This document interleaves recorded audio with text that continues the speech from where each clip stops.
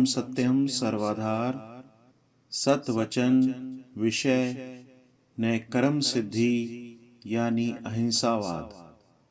ग्रंथ श्री समता विलास से छठा अनुभव, अध्याय संख्या 45।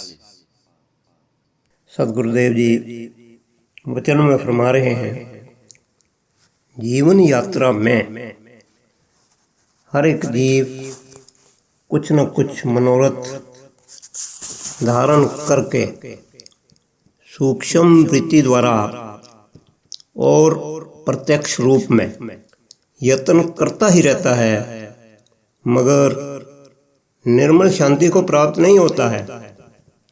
ऐसे ही तमाम शारीरिक अवस्था को भोग करके अंत को अशांत ही इस संसार से जाता है। यही संसार का खेद युक्त जीवन है। बगैर सत्य यत्न और सत्य निध्यासन के कोई भी इस खेद से निर्बंधन होकर नेकर्म सिद्धि यानी अहिंसकवाद सिद्धि को प्राप्त नहीं हो सकता है। अगला वचन, ज्ञान इंद्रियां और कर्म इंद्रियां संयुक्त जो आकार स्वरूप शरीर बना हुआ है, इसमें बुद्धि हर वक्त सूक्ष्म भाव से और स्थूल भाव से कर्मों के भोग में आसक्त रहती है, यानी ग्रहण और त्याग के चक्र में निमक में अधिक राग और द्वेष जो कर्मफल द्वंद स्वरूप है उसको धारण करती रहती है और अंतर से अधिक अशांत रहती है। यही अद्भुत माया का बंधन है जिससे एक पलक भी छूट पाना अति दुर्लभ है।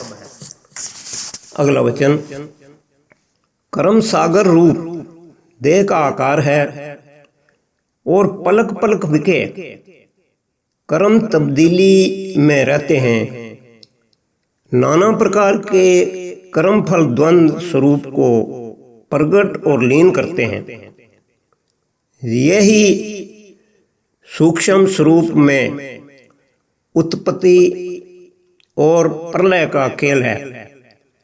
बुद्धि हर वक्त अति मोहवश होकर इस कर्मफल द्वंद में आसक्त होकर ग्रहण और त्याग के बंधन में रक्षक भाव और नाशक भाव को विचार करती हुई नाशक भाव के उल्ट और रक्षक भाव के अनुकूल यत्न में प्रवीण रहती है। यही जीवन का यत्न प्रयत्न है जिसमें तमाम देहधारी मजबूर होकर विचर रहे हैं, मगर समय पर रक्षा का यत्न करते करते भी नाश को प्राप्त हो जाते हैं। यही काल चक्र है।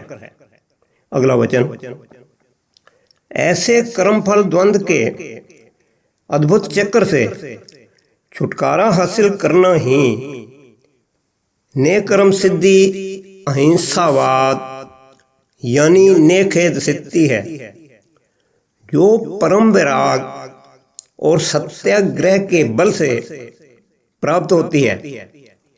वही सत्पुरुष है जो आंतरिक खेद को निवारण करने की खातिर नित्य सत्य परायण होने का यत्न करता है। अगला वचन, जो कर्म संयुक्त देह आकार है वह तब्दील होने वाला है। इस वास्ते इसको असत और परम स्वरूप कहते हैं। इसके उल्ट जो सत प्रकाश ने कर्म स्वरूप अनादि शब्द अखंड आत्मा है, वही सत्य है और तमाम विश्व का आधार है। इस वास्ते उस परम तत्व के परायण होना ही मानस जीवन की कल्याण और उच्चता है। अगला वचन, सत्याग्रह को धारण करना यानी एक उस परम तत्व के दृढ़ परायण होना और शारीरिक कर्मफल द्वंद्व के मोह से बुद्धि को पलक पलक विखे निर्मल करना, तमाम शारीरिक सुखों को दूसरे जीवों के निमित्त निष्काम भाव से समर्पण करना ही परम सत्याग्रह है, जिसके बल से बुद्धि कर्मफल द्वंद्व हिंसावाद से मुक्त होकर निष्कर्म स्वरूप अहिंसा आनंद निर्वाण को प्राप्त होती है।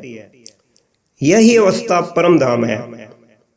अगला वचन, जब तक बुद्धि कर्मफल द्वंद्व के खेद में प्रिय और अप्रिय पदार्थों के संयोग से चलायमान होती रहती है, तब तक अहिंसक स्वरूप अविनाशी आत्मा को अनुभव नहीं कर सकती है और न ही पूर्ण निर्भय अवस्था को प्राप्त होती है, यानी नित्य ही द्वंद्व के बंधन में आसक्त होकर कर्म के ग्रहण और त्याग के चक्कर में चलायमान होती रहती है और इस परम दुख से छुटकारा हासिल नहीं कर सकती है। अगला वचन, ऐसे खेद युक्त जीवन का विचार करके नित्य ही सत्य परायण होना चाहिए, यानी शारीरिक कर्म का बंधन तो जीव को जन्म से ही है, इसमें शांति तो रंचक मात्र नहीं है, सिर्फ भ्रम से ही कर्मफल द्वंद्व में शांति प्रतीत हो रही है।